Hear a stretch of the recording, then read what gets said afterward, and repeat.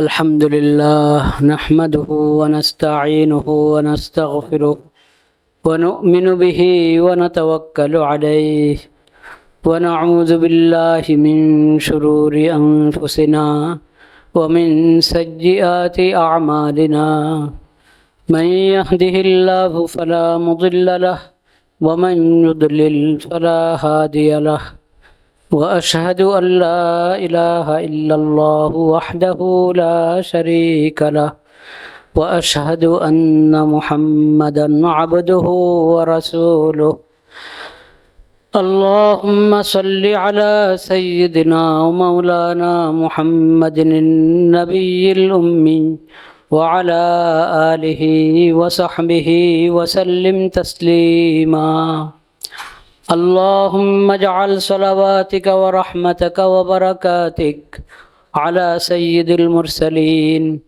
وإمام المتقين وخاتم النبيين محمد عبدك ورسولك إمام الخير وقائد الخير ورسول الرحمة اللهم ابعثه مقاما محمودا يغبطه به الأولون والآخرون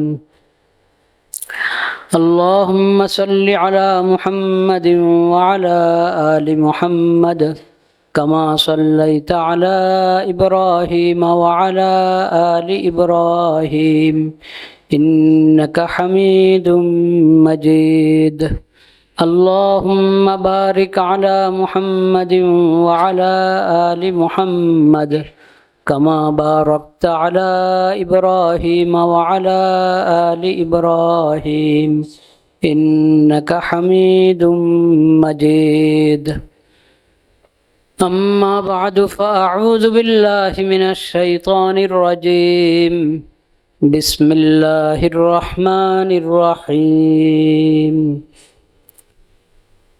الذين يبلغون رسالات الله ويخشونه ولا يخشون أحدا إلا الله وكفى بالله حسيبا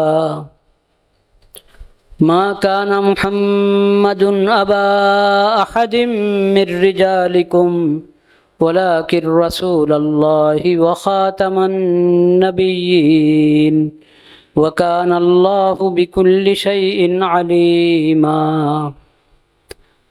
يا أيها الذين آمنوا اذكروا الله ذكرا كثيرا وسبحوه بكرة وأصيلا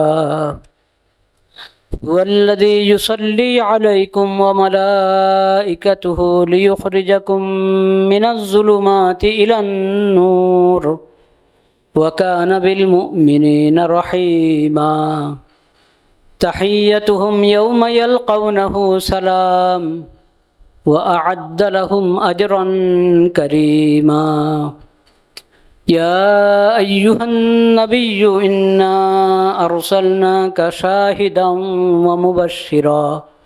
ومبشرا ونذيرا وداعيا إلى الله بإذنه وسراجا منيرا وبشر المؤمنين بأن لهم من الله فضلا كبيرا صدق الله مولانا العظيم وصدق رسوله النبي الكريم ونحن على ذلك من الشاهدين والشاكرين والحمد لله رب العالمين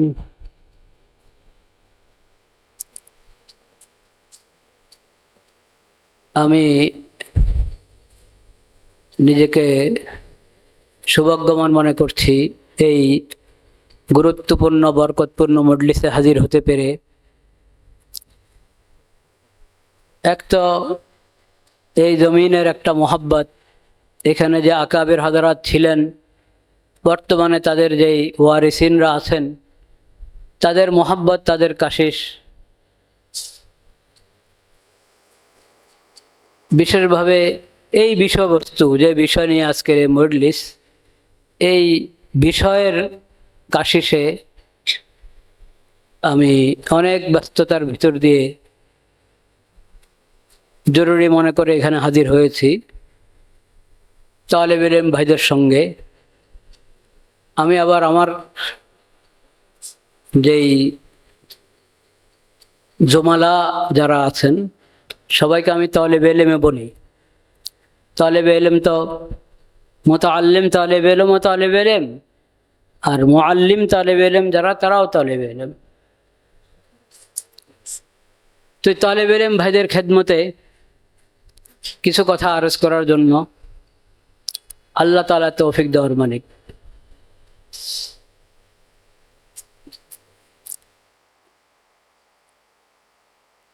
প্রথম কথা যেটা আমি এসে শুনেছি, হুজুর বলছিলেন যে দাওয়াতের জন্য ইলম দরকার, দাওয়াতের জন্য ইলম দরকার। এই কথাটা মুজমালান তো আমরা শুনে থাকি, মুরব্বীরা বলেন, আমরা শুনি, কিন্তু কথাটার একটু তাফসীর বোঝা দরকার। কি ওনারা বোঝাতে চান? তা আগে ইলম, ইলম আমলেরও আগে, ইলম দাওয়াতেরও আগে।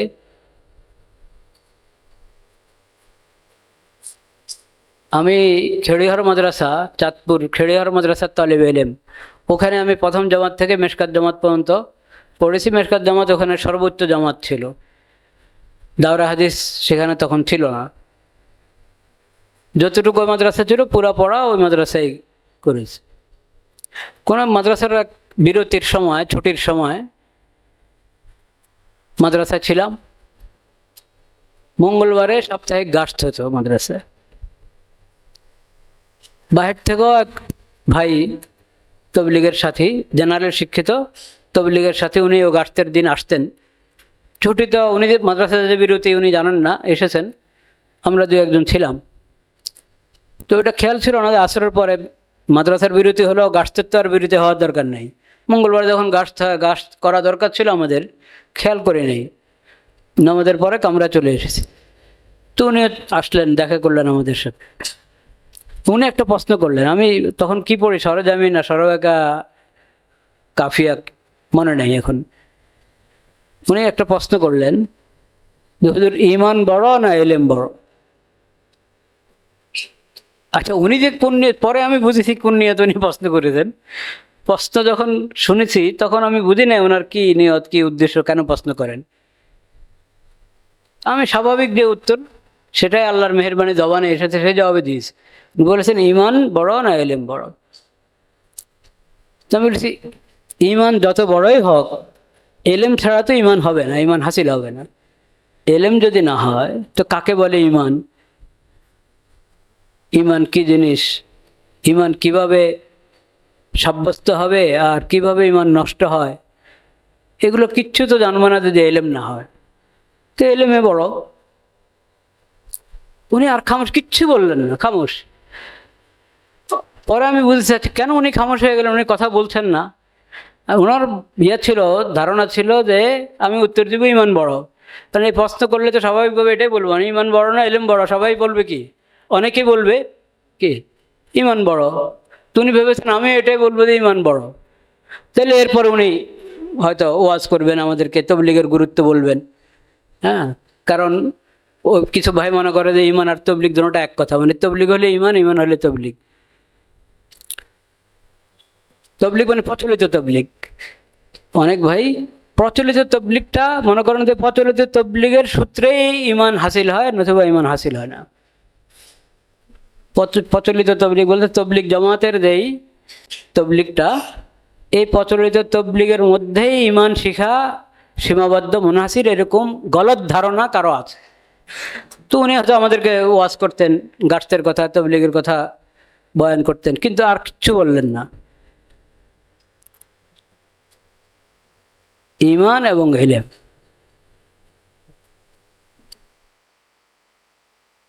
ইলম ছাড়া তো ঈমানও হবে না। ঈমান হাসিল করা ইলমের উপরে মওকুফ। তো হুজুর তো দলিল দিলেন। এই বিষয়টা প্রতি দৃষ্টি আকর্ষণ করাই আজকে আমার সফরের উদ্দেশ্য।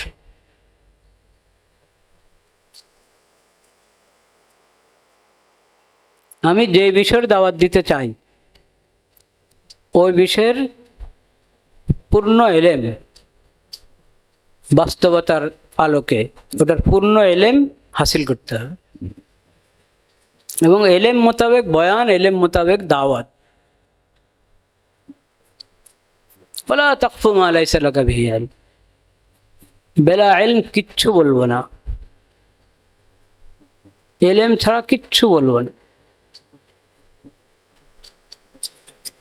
আল্লাহ তাআলা খামোশ থাকার ইখতিয়ার রেখেছেন, খামোশ থাকার, চুপ থাকার অপশন আছে না? না নাই? আছে।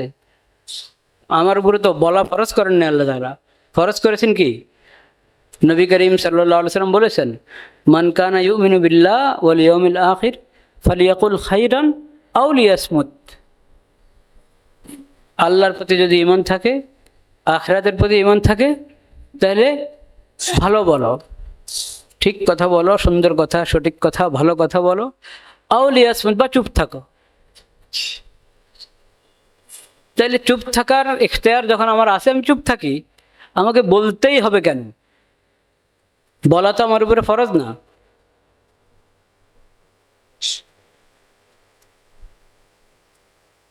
এই জন্য বলার আগে জানতে হবে, শিখতে হবে। যেমন আমি কোনো একটা আকীদা সম্পর্কে বলতে চাই, বা আমি কোনো ফিতনা সম্পর্কে বলতে চাই। সমাজে কোনো ফিতনা দেখা দিয়েছে, এই ফিতনা সম্পর্কে আমি আলোচনা করতে চাই। নতুন সমস্যা দেখা দিয়েছে, এই সমস্যা এবং তার সমাধান নিয়ে কথা বলতে চাই। দিনের কোনো একটা বিষয় মানুষকে বোঝাতে চাই, বলতে চাই। সর্ব অবস্থায় যে বিষয় বলতে চাই সে বিষয়ে আমার যথাযথ ইলম থাকতে হবে, যথাযথ ইলম থাকতে হবে। কোনো ফিরকা নিয়ে কথা বলতে চাই, কোনো একটা ফিরকা, বাতিল ফিরকা, গুমরা ফিরকা নিয়ে কথা বলতে চাই। ফিরকা সম্পর্কে বলতে হলে ওই ফিরকার বিষয় আমার জানা থাকতে হবে। ওই ফিরকা সম্পর্কে জানি আমি এক কথা বয়ান করলাম 10 কথা, কিয়াস করে, ধারণা করে, আন্দাজ করে, জায়েজ হবে না। অনেক সময় বেশি সমস্যা দেখা যায় আমার মানসিব, ওহদা, আমি শাইখুল হাদিস, আমি শাইখুত তাফসীর, আমি খতিব, আমি মুফতি, আমি ওয়াইজ, আমি অমুক জায়গার প্রধান, এগুলো হলো আমার ওহদা। কিন্তু ওহদা মোতাবেক এলেম আমি হাসিল করি নাই, ওহদা মোতাবেক হাসিল করি নাই, কিন্তু কথা ওহদা মোতাবেকই বলছি। এটা অনেক বড় ফিতনা। ওহদা পেয়ে গেছি মুফতে, এখন কথাও বলি মুফতে। এটা অনেক বড় অন্যায়, জুরুম, কবিরা গুনাহ। বা ওহদা সালাহিয়াতের ভিত্তিতে পেয়েছি, ভালো কথা, ওহদা সালাহিয়াতের ভিত্তিতে পেয়েছি, কিন্তু ওহদা সালাহিয়াতের ভিত্তিতে পেয়েছি, এটা তো ইজমালি সালাহিয়াত। এখন আমি আমার এই ওহদায় থেকে আমি যা যা কাজ করব, চাই আমার জায়গায় বসে কাজ করি, অন্য জায়গায় কাজ করি, আমার জায়গায় কথা বলি, অন্য জায়গায় কথা বলি, ওহদার যে পরিমাণ ওজন, কথারও মানুষ এর চেয়ে আরো বেশি ওজন হিসাবে ধরে নেয়। আমার ব্যক্তির ওজন যেতটুক, অতটুক হিসাবে কথার ওজন না।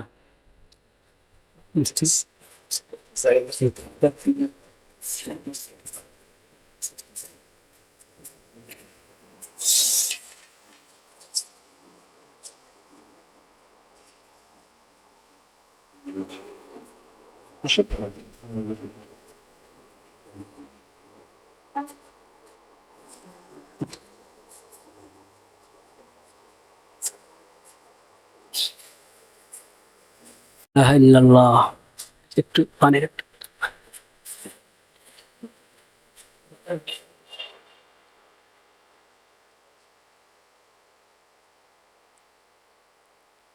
লা ইলাহা ইল্লাল্লাহ।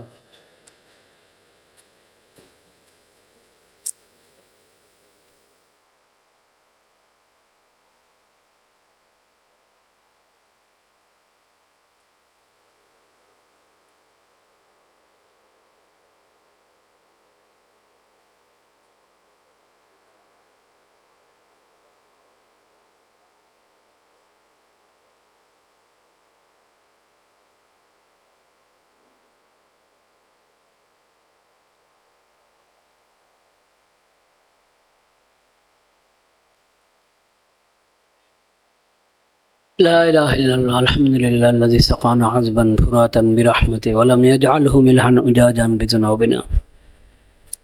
তাই আমি বলছিলাম মানুষের অভ্যাস, আমি কোনো কথা বললে মানে যে কোনো কেউ আমরা কোনো কথা বলি, আমাদের ব্যক্তির মাকাম যতটুকু, মানুষ এর চেয়ে অনেক উপরের হাসিয়ত দিয়ে বসে কথাটাকে। তো আমার ওহদা থেকে অনেক উপরে কথার মান ধরে নেয় মানুষ। সেজন্য আমি যদি তাওয়াজু করে মনে করি আমি আর কে, আমার কথার আর কি, আচ্ছা বললাম, এটা ভাবলে হবে না। এক তো আপনি আলেম, এরপর আপনি খতিব, আপনি ওয়াইজ, আবার আপনার নামের আগে পরে এক দুই লাইন আধা লাইন থাকে। আপনি এটা এটা লাগালে আপনি খুশি হন না নারাজ হন সেটা আপনার বিষয়, কিন্তু মানুষ লাগায়, যদিও এগুলো আমরা বিলকুল পছন্দ করি না, বিলকুল পছন্দ করি না এগুলো আমরা। এখানে তো মানে ওলামায়ে কেরামের মজলিস এটা নাকি? হ্যাঁ,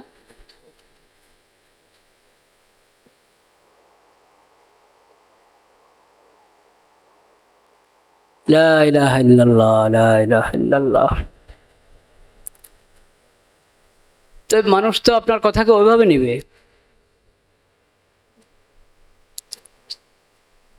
তা আমি যখন তর্জমান,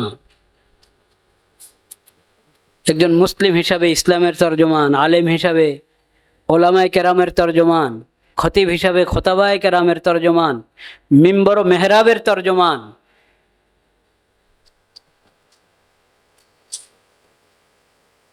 কওমি মাদ্রাসার তর্জমান,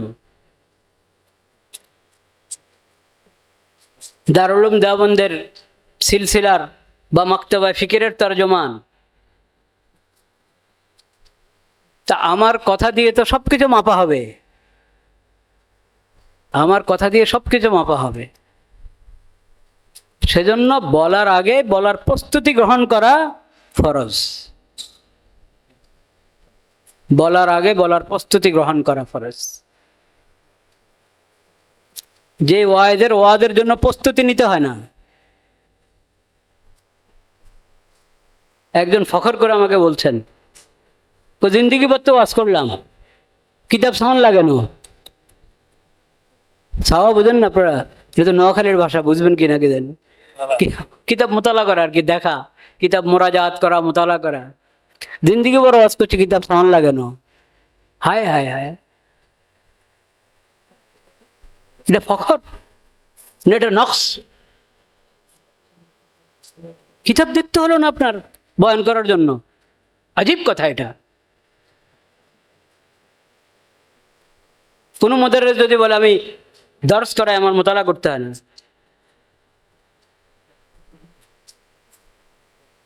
আমাদের মুরব্বীরা তো ছিলেন 1 বছর এক কিতাব 10 বছর পড়াচ্ছেন, 20 বছর পড়াচ্ছেন, প্রতিদিন মোতালা করে যাচ্ছেন। সবকে যাওয়ার আগে প্রতিদিন মোতালা করছেন। বেলা তদরিস করি, বেলা মোতালা, ওয়াজ করি বেলা মোতালা। এটা ফখরের বিষয় না, এটা নকশের বিষয়। এটা অনেক বড় কমি, অনেক বড় কোতাহি, অনেক বড় তাসাহুল, এবং এটা জুরুম।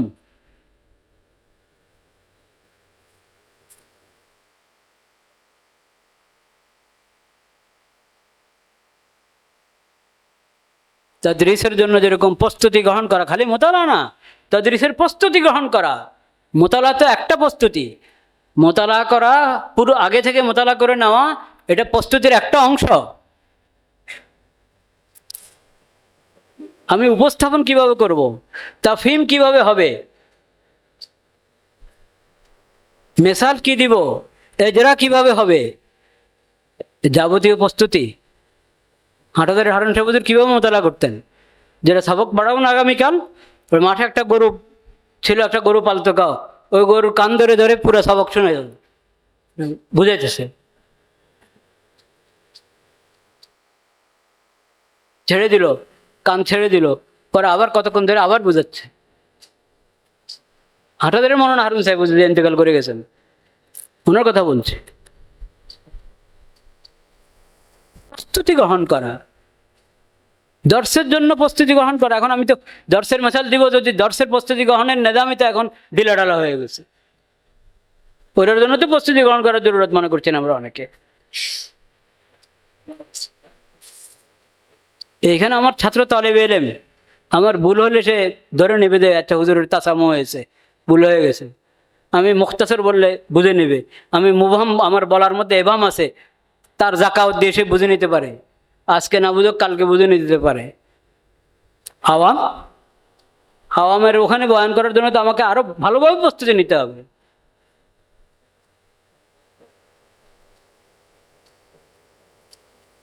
এটা তো বললাম আম ওয়াজ মাহফিল, সমাবেশের বয়ান। এখন তো বয়ান কমে গেছে, এখন বয়ান কমে গেছে। এখন হলো আপনার জবান থেকে কথা বলে বেশি, হাত, পুরো শরীর কথা বলে, দুনো হাত কথা বলে।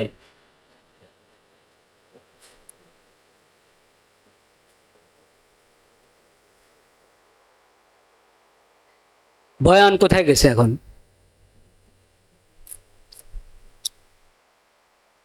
এখানে কোনো ঘড়ি নেই।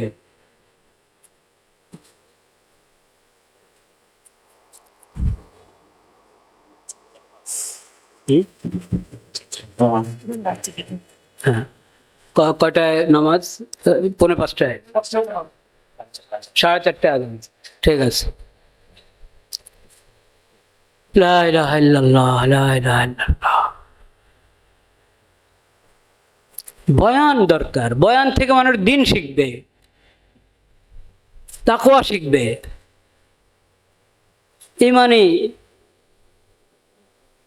গায়রাত, ইমানি ফিকির, এহসাস, শউর তার মধ্যে পয়দা হবে। শুধু নাচানাচি, চিল্লাচিল্লি, এটা আমাদের সালাফের বয়ান ছিল না, আমাদের আকাবেরের বয়ান ছিল না। এখন যারা মুরব্বী হুজুরেরা আছেন, আপনারা বলেন, আপনারা যে মুরব্বীদেরকে দেখেছেন, এই নাচানাচি আর চিল্লাচিল্লির বয়ান ছিল নাকি? এটাই কেন এখন সমাবেশ? আমাদের কওমি মাদ্রাসার কোনো সমাবেশ হলে এই সমাবেশের মধ্যে মূল আকর্ষণ কেন নাচানাচি আর চিল্লাচিল্লি? এটার এলাজ করতে হবে।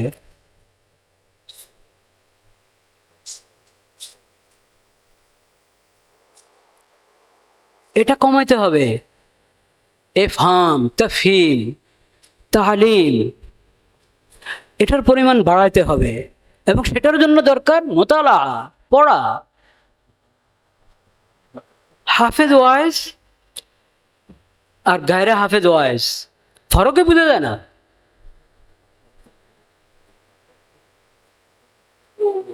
এও যেরকম কোরআনের আয়াত তেলাওয়াত করছে না ওয়াজের মধ্যে, আরেকজনও তেলাওয়াত করছে না। আয়াতের উদ্ধৃতি দিবে, হাদিসের উদ্ধৃতি দিবে, সালাফের আকওয়ালের উদ্ধৃতি দিবে। তো দিতে হলে উদ্ধৃতি দিতে তো পড়তে হবে। কিছু আয়াত হেফজ থাকা, কিছু হাদিস হেফজ থাকা, সিরতের ওয়াকিয়াত হেফজ থাকা, মোস্তানাদ কিতাব থেকে, মোস্তানাদ কিতাব থেকে। এই না যে আমি 1 ঘন্টার বয়ান করলাম, বয়ানে 5টা কিস্সা বললাম, 3টা জাল, কয়েকটা হাদিস বললাম, অর্ধেক জাল, অর্ধেক বেহাওয়ালা, বেআসল কিস্সা বললাম, মুনকার।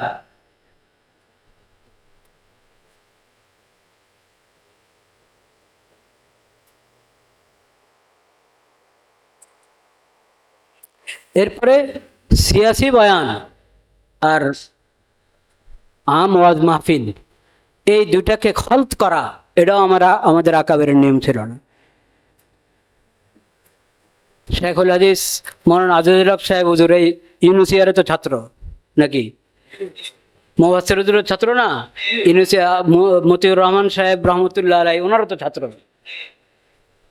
হয়তো একবারই পুরা দাখিলা নিয়ে 1 বছর পুরা পড়েন নাই উনি ইউনিসিয়ায়, কিন্তু ইউনিসিয়ার ওস্তাদদের কাছে উনি পড়েছেন।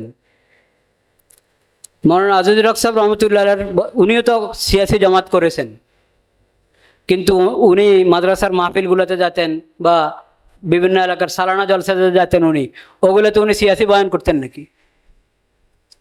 সাধারণ বয়ান করতেন। এখন যে কোনো আপনার ওই আলোচককে দাওয়াত দিবেন, উনি যদি কোনো সিয়াসি জামাত করেন হলে তো উনি সিয়াসি আলোচনা করেন, এবং সিয়াসি আলোচনা একবারে সিয়াসি ঢঙ্গে আক্রমণাত্মক ভাষায় বয়ান করেন। এইভাবে দ্বীনি মাহফিলের সৌন্দর্য নষ্ট হয়েছে।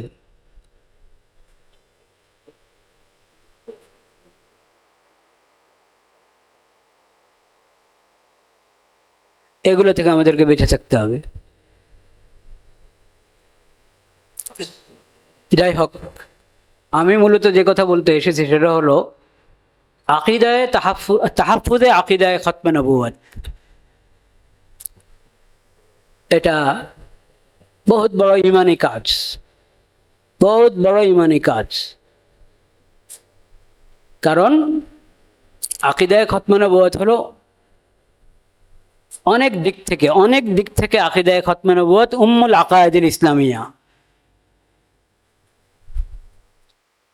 কাজে এই আকিদার তাহাফুজের যে কাজের জন্য ইউনুসিয়া মাদ্রাসা হয়েছে, ঠিক কিনা?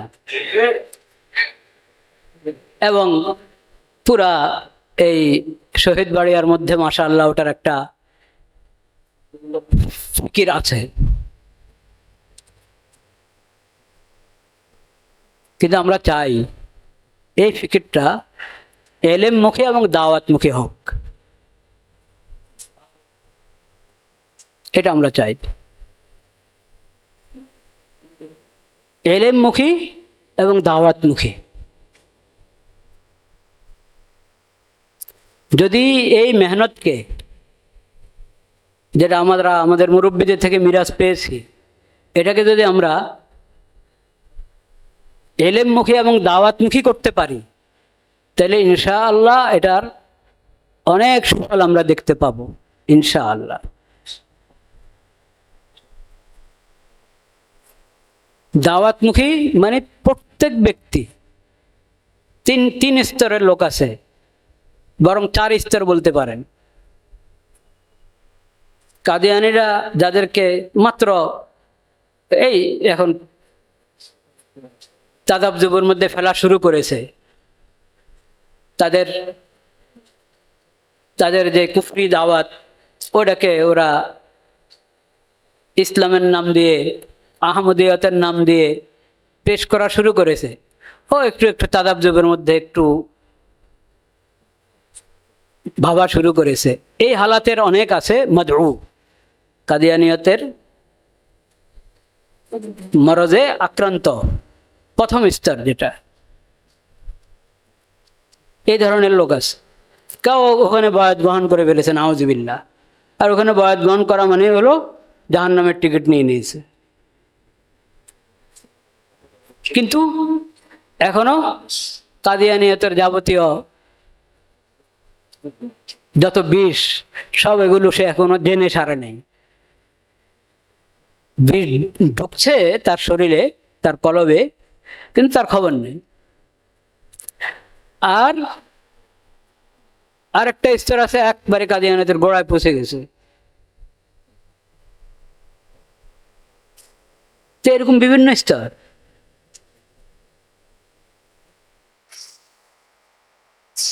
তো কাদিয়ানি, মুআল্লিম, মুবাল্লিগ, মুরব্বি যত স্তর আছে তারা, আর সাধারণ কাদিয়ানিরা, আর আপনার এই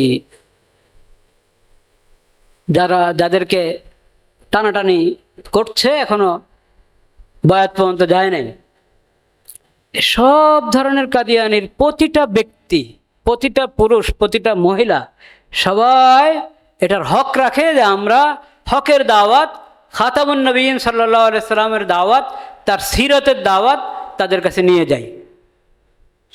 এটা তাদের হক কিনা? না, আপনাদের সন্দেহ আছে?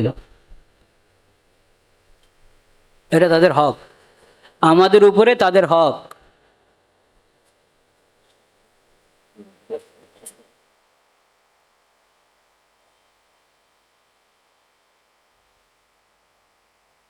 লা শাক্কা আন্না মান দাখালা ফিল কাদিয়ানিয়াতি হুয়া মুরতাদ্দুন, হুয়া মুরতাদ্দুন ওয়া হাদ্দুল মুরতাদ ফি শরীআতিল ইসলামিয়া আস-সাইফ, লা শাক্কা ফি যালিক। লাকিন আনতুম লা তাস্তাতিউন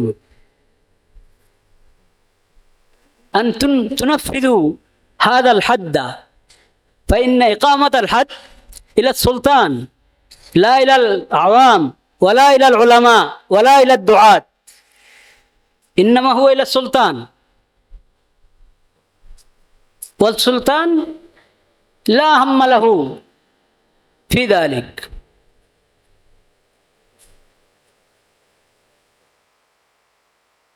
فلا يجوز لكم إقامة الحد عليهم، وإذا لم يقم الحد عليهم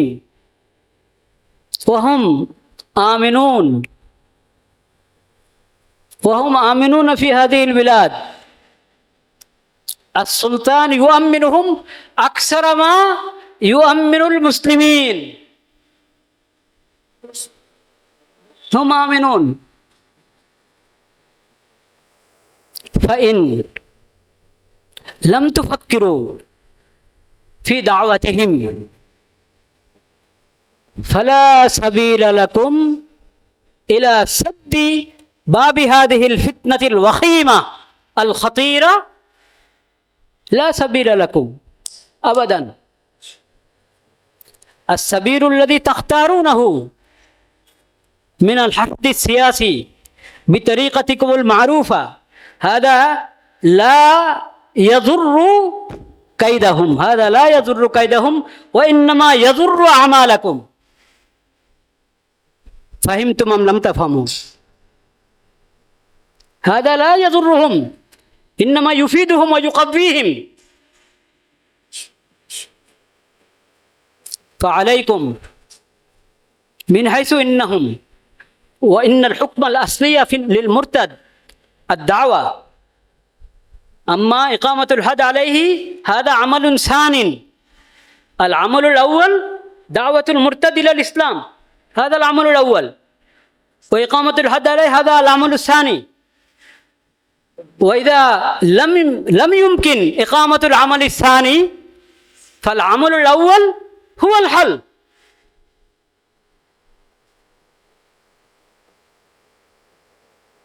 فهو الدعوة،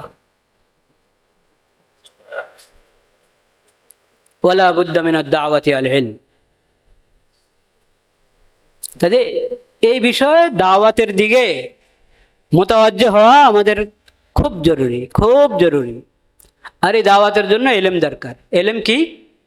এক তো আকিদায়ে খতমে নবুয়ত এবং আকিদায়ে খতমে নবুয়তের সকল লাওয়াজিম, এটাকে দলিল আদিল্লার আলোকে বুঝা, সকল লাওয়াজিমকে দলিল আদিল্লার আলোকে বুঝা এক। দ্বিতীয় নম্বর কাজ, তারা কেন অমুসলিম, কেন কাফের? ওরা তো মুসলমান হওয়ার দাবি করে। সব জিন্দিকার মুলহিদের এটাই তরিকা, অমুসলিম হওয়া সত্ত্বেও এবং যাবতীয় কুফরি আকিদাকে ইসলামের নাম দেওয়ার পরও ওরা মুসলিম হওয়ার কি করে? দাবি করে। এরাই তো মুলহিদ এবং জিন্দিক, এটা সবার তাদের অভ্যাস। তো কেন ওরা মুলহিদ, কেন জিন্দিক, কেন অমুসলিম, কেন কাফের? এটা বাদলের কিছু নমুনা আপনারা পেয়েছেন, কিছু নমুনা পেয়েছেন, বেশি পান নাই। কারণ বেশি পান নাই, মজলিস শুরু হওয়ার কথা 10টায়, শুরু করেছেন 11:30টায়, তো এমনি গেছে 1 ঘন্টা। সময় রেয়াত করা তো জরুরি। এখন আমি খালি বললাম হাররিকুহুম ওয়া খাররিবু বিলাদাহুম ওয়া বুয়ুতাহুম, হ্যাঁ, ফাইন্নাহুম কুফার ওয়া ইন্না রাইসাহুম মাতা গরিকান ফিল হাম্মাম, হ্যাঁ, বাস তাকরির দিলাম, গরম করে দিলাম, নারা লাগায় দিলাম। আন্দাজি বললাম, বেলা তাহকিক বললাম, বেলা তাহকিক একটা কথাও বলবেন না। আপনি আপনার মেম্বার থেকে অবশ্যই বয়ান করবেন, কিন্তু বয়ান করার আগে 1 বছর প্রস্তুতি নেবেন। আপনি এই বিষয়ে একজনকে দাওয়াত দিতে যাবেন, এই দাওয়াত দেওয়ার আগে 1 বছর প্রস্তুতি নেন।